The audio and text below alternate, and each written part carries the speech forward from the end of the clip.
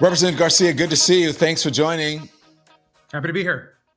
So, Congressman, did you see the reporting this week that there's a power struggle happening within the Homeland Security Department?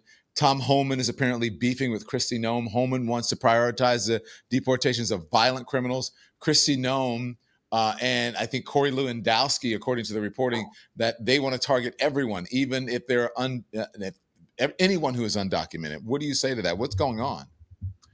Well, first, none of them should be running DHS or this operation, to be clear. Tom Homan has some really, I think, deep ethical issues, as we know, and Kristi Noem has been running that department to the ground and causing incredible harm to not just immigrants, but also U.S. citizens. We've had 170 U.S. citizens that have actually been detained and held, some for days, without explanation or access to anyone by ICE and by DHS. Look, we don't know exactly what's happening right now. We know that there is some infighting. What's more important, whether it's Kristi Noem or Holman or anyone at that department, the whole thing has denied people in this country, whether they are citizens or non-citizens, of their due process rights. And the Constitution is very clear that all persons have due process in this country. With the images that you're seeing of officers throwing people to the ground, detaining people without any explanation, going after folks and working people at places like car washes or restaurants,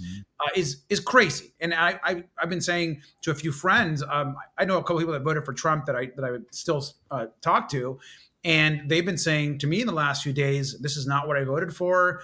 I didn't know this was going to happen. This has gone way beyond what I thought. Which is an interesting opinion, I think, but I'm glad that some people are finally seeing the light.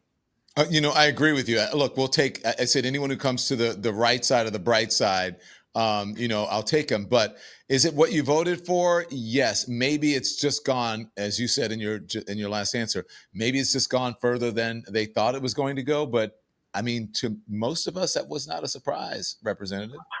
Agree. I saw one message from someone I know pretty well, very conservative person in my community, that posted about their gardener actually had gotten, who was a legal resident, got picked up by ICE, detained for days without access to anyone. They had no idea where he was, and he's posting about how this is not what he wanted, and he apologized to him. And part of me, exactly like you said, is like, well, this is Donald Trump did promise to do a lot of this. But I think to the extent, I think people are surprised, I think, at the inhumanity that they're actually now seeing on the footage. And I'm hoping that people realize that this was the plan all along. And right now they are targeting by race and ethnicity people that basically look like me, and targeting them for either deportation or some kind of detention without any sort of access to their rights or to a lawyer or to their family even. Yeah. And look, we've seen people, obviously, as you said, who look like you get swept up, and they are citizens, either born here or naturalized citizens. We've seen African Americans getting swept up, people who are legal U.S. citizens. I'm wondering, if someone comes to your door, they won't give you any identification. There's no warrant, no signed warrant, no probable cause. I am wondering what people should do when they're in these situations. And I'm also wondering what is going to happen. What's going to be the repercussions for these guys? I had Rick Wilson on the other day who said, look, this should be similar to the Nuremberg trials. If you are violating people's basic human rights, then there should be some sort of consequences for that. I'm not sure if you agree with that. I don't know if you want to compare it to the Nuremberg trials, but people are wondering, what are the consequences for people who are doing something that appears to be unlawful and unconstitutional? Yeah, two things. One, if someone's coming to your door and they don't have a warrant and they are masked or they are law enforcement and you don't understand why they're there, you have a right not to open that door. And I think it's really important that people don't allow federal agents without a signed judicial warrant into your home. Certainly there are protections for businesses, so that all is in place. And there's a lot of groups on the ground and across the country ensuring that people know what their rights are. As it relates to accountability is critical. Look, I wouldn't make that same comparison, but I do think that folks that are breaking the law and the Constitution the way it's happening right now, especially for top officials. You're talking about folks like Kristi Noem and Holman. There has to be accountability. And that is why the Oversight Committee and others are documenting the abuses, are documenting and investigating what's actually happening, because there does have to be accountability. Look, post-Trump presidency, and there will be a day after that presidency, we have to be able to look back and show the American public and young people especially that this is not okay, that this is not the way government should behave in a democracy and in supposedly the leader of the free world. And so we're going to have to ensure that people know that what happened was wrong and was against our Constitution, and that folks will have to be held accountable to that. Yeah. Let's talk a little bit more about your work on the Oversight Committee, because I understand that you're demanding answers from the warden in the prison where Ghislaine Maxwell is being held. You want to know why they transferred her to a lower security prison shortly after meeting with Trump's former personal attorney, Todd Blanche, and now the deputy AG, and whether she is currently having meetings with unidentified VIP guests. What's that all about? Well, we have some reporting and some information, from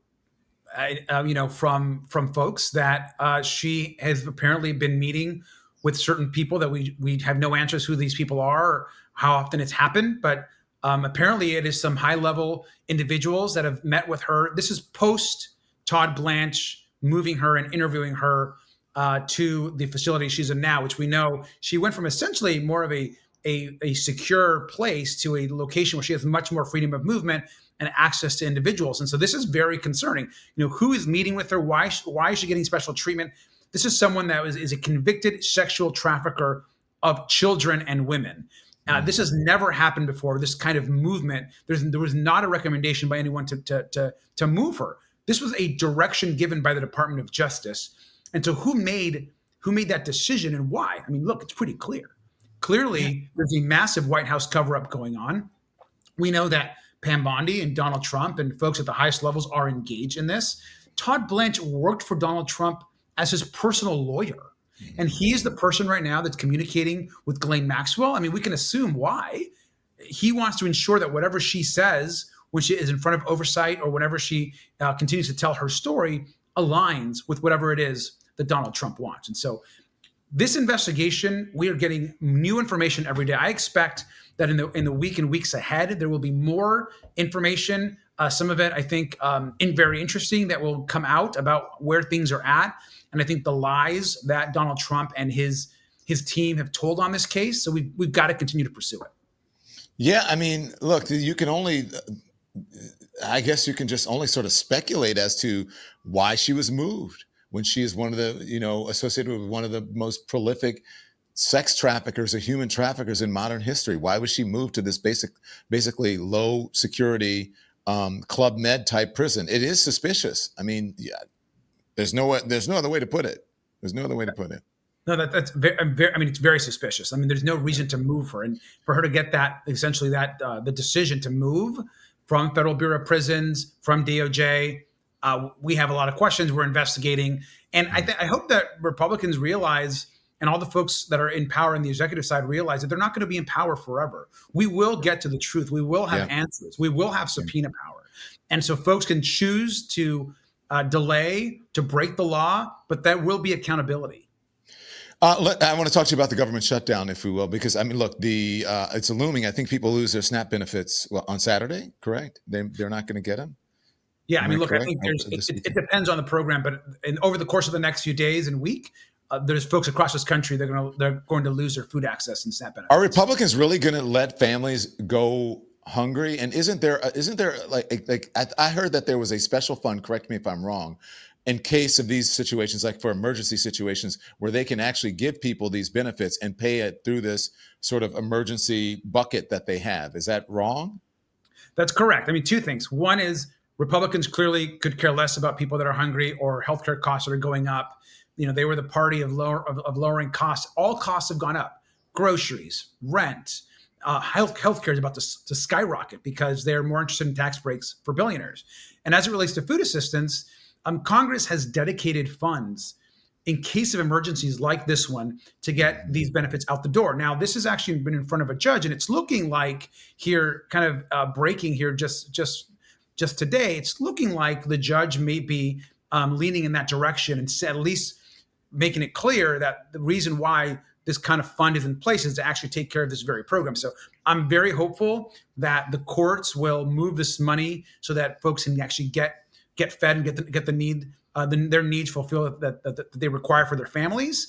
But the bigger question here is why Republicans are refusing to come back to DC. Look, I've been in DC for the last few weeks. I just came back home to California. I've been meeting with folks on the ground. I was at a food bank just yesterday, heading back to DC here in a couple days.